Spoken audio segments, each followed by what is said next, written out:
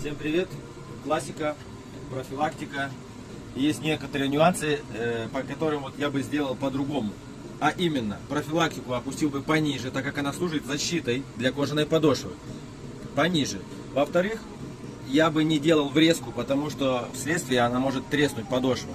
И в-третьих, я бы не использовал профилактику миллиметровую.